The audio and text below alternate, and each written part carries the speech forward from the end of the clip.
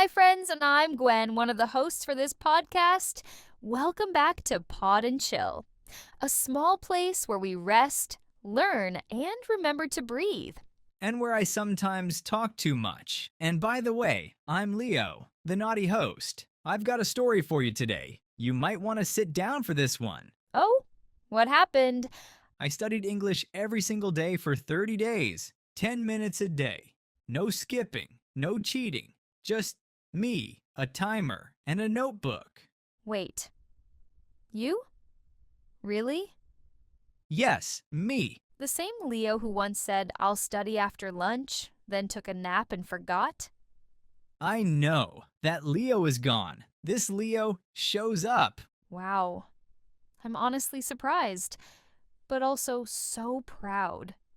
So, what changed? I stopped waiting to feel ready, and I started something very small, very simple, just 10 minutes. That's beautiful. And it reminds me of something important. You don't need to be perfect. You just need to be consistent. And that's exactly what we want to talk about today. How being consistent, even just a little, is more powerful than waiting to be perfect. So, if you've ever felt like giving up because you're not good enough yet, this episode is for you.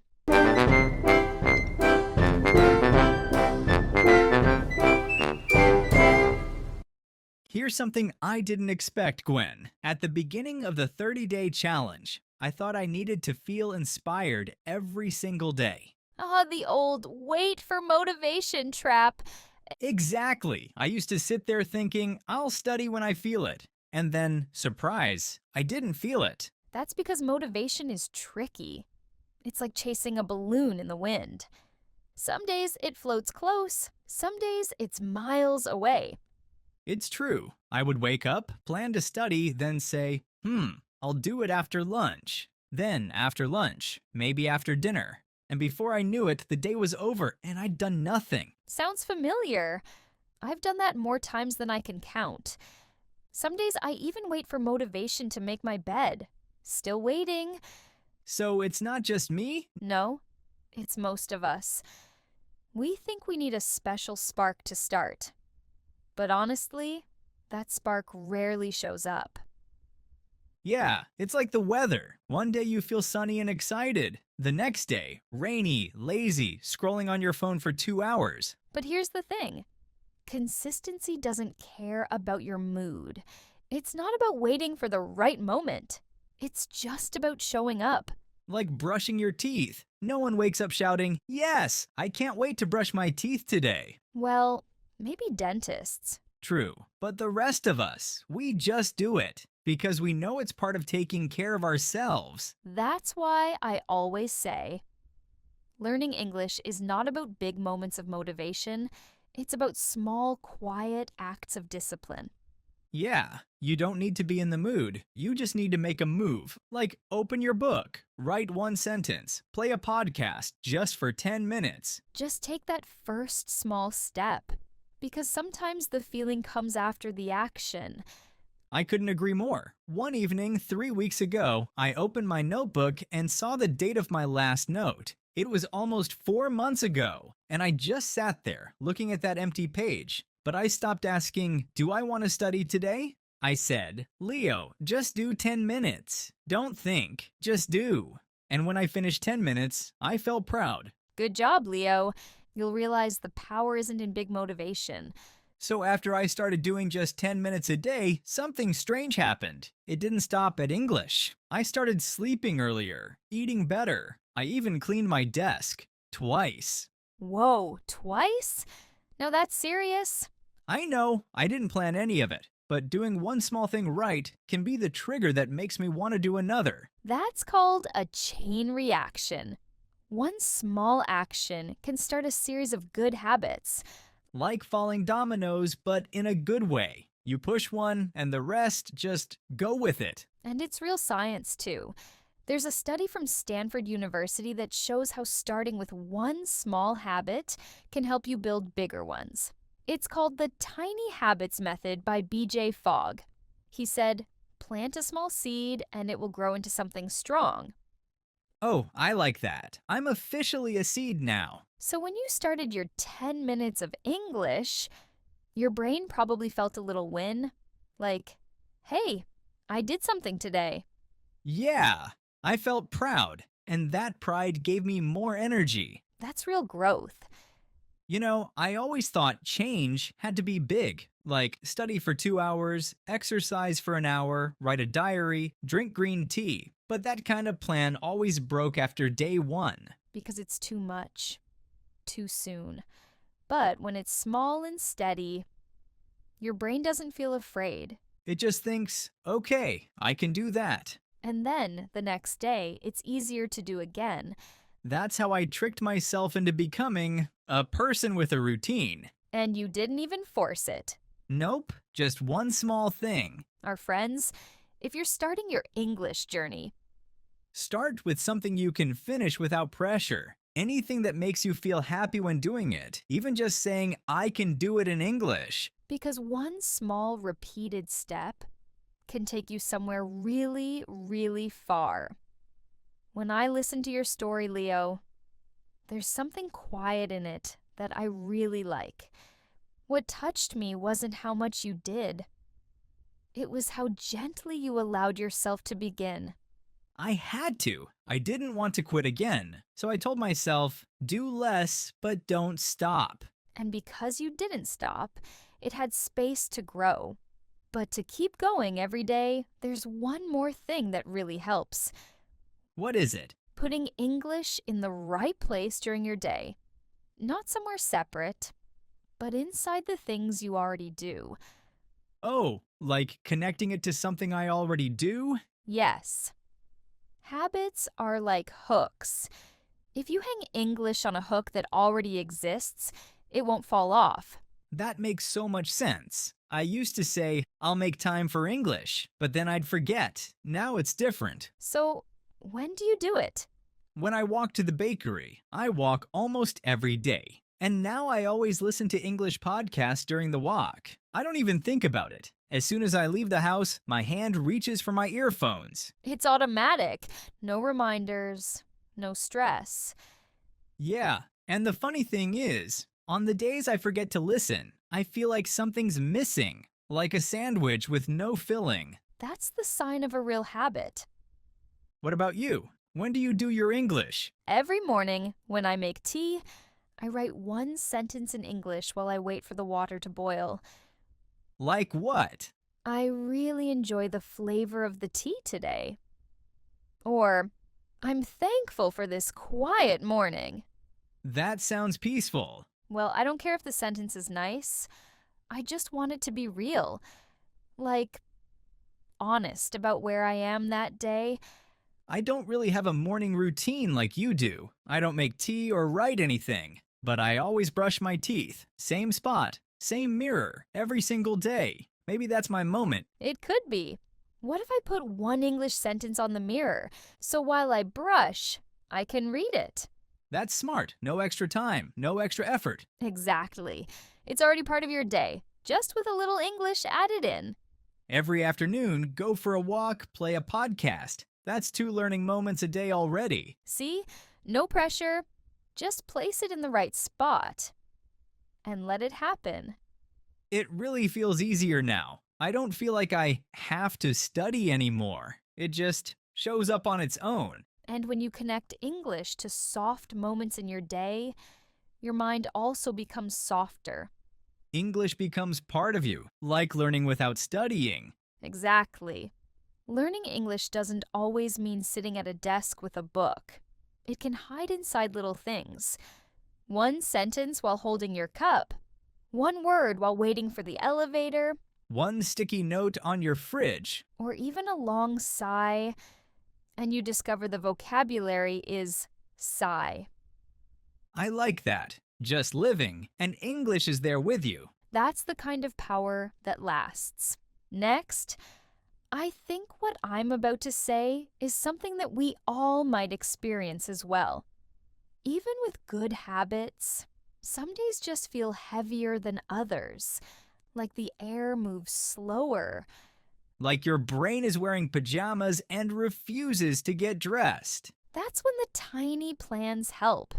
The soft backup plan for lazy days, tired days, no energy days. I call it the bare minimum survival kit. Step 1, brush teeth. Step 2, survive. And step 3, say one sentence in English and go back to bed if needed.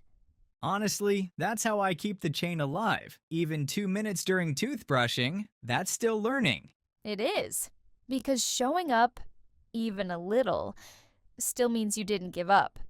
And that's what really matters. I used to think if I don't study for 30 minutes, it doesn't count. And then I would skip the whole day. Because what's the point, right? That kind of thinking makes us tired before we even begin.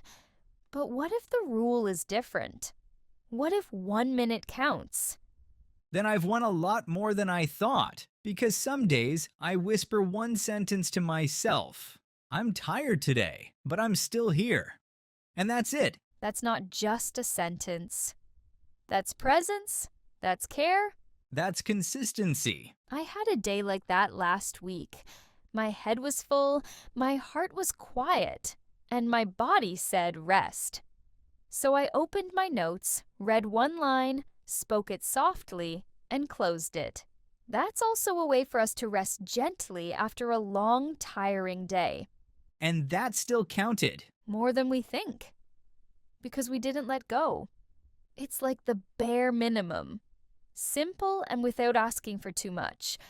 I love this idea of the bare minimum, not as something lazy, but something kind. It's the part of the routine that still shows up, even when everything else says no. Like a little promise I keep, not to be perfect, just to stay connected. One sentence, one word, one small breath in English, and that's enough for today. It's like holding the thread, even if your hands are tired. Yes, as long as you hold it, the path is still there. I think lazy days aren't the problem. It's quitting that breaks the chain. And that's why the smallest step matters the most on the hardest days. I put a note on my wall. You don't have to try hard, you just have to show up. That's the spirit. Healing doesn't always look like progress. Sometimes it's just staying, gently, with the thing you care about. Before we go into vocabulary, should we take one soft pause together? Of course, it's time to love ourselves. Wherever you are, take a deep breath. And maybe drink some water. Stretch your arms a little. You deserve that. Okay, let's look at some words from today's episode. These are not hard words, but it can also confuse you when used in different contexts. Ready? Repeat after us if you can. First word, consistency. It means doing something again and again, even when you don't feel like it. Example, I learn English every day for 10 minutes. That's consistency. I'm not consistent with my laundry though. That's okay if your clothes stinks, Leo. I'll just kick you out from our podcast then. Next word is motivation. It means the good feeling that makes you want to start something. Example, I watched a movie in English and felt motivation to learn new words. I usually feel motivation when the sunlight hits my desk in the morning. That soft light always feels like a new beginning. Agreed. The third word is discipline. It means doing what you need to do, even when you don't want to. Example, I study even when I'm tired. That's discipline. Or when I don't scroll TikTok. That's my biggest discipline. I'm proud of you. Next one, we have routine. A routine is something you do regularly, in the same way. Example, every morning I drink tea and write one sentence in English. That's my routine. My routine is yawn, check phone, regret checking phone. Maybe we should work on that. Okay, moving on. Trigger. A trigger is something that reminds you to do another thing. Example, when I see my notebook on the table, it triggers me to study. My other trigger is the smell of pizza. Not helpful here, Leo. Stay with me. Next, we have chain reaction. It means one small thing leads to another good thing. Example, I write one English sentence, Then I feel proud. Then I study more. That's a chain reaction. Like when I drink water, then stretch, then feel like a yoga teacher. Close enough. Almost there. Let's move on to the next word, bare minimum. It means doing the smallest version of your habit just to keep going. Example, I only listened to 1 minute of English today. That's my bare minimum. That's how I survive Mondays. And it still counts. Always. Last word, show up. It means to be present and try, even if you don't feel ready. Example, I didn't feel great, but I showed up and said one sentence. That one hits deep. Sometimes showing up is the whole victory. Yes, quiet but strong. Leo, this month you didn't just study English. You stayed with something every single day. Yeah, I think for the first time, I didn't give up halfway. Even when I was tired or didn't feel like it, I still showed up. And that's what makes the biggest difference. The days that change us most often look like nothing special, just quiet moments where we keep going. Yeah, I used to wait for the right mood or some big energy, but now I see just doing something small is already enough. You've built a habit, not with pressure, but with patience. Consistency isn't just for learning English.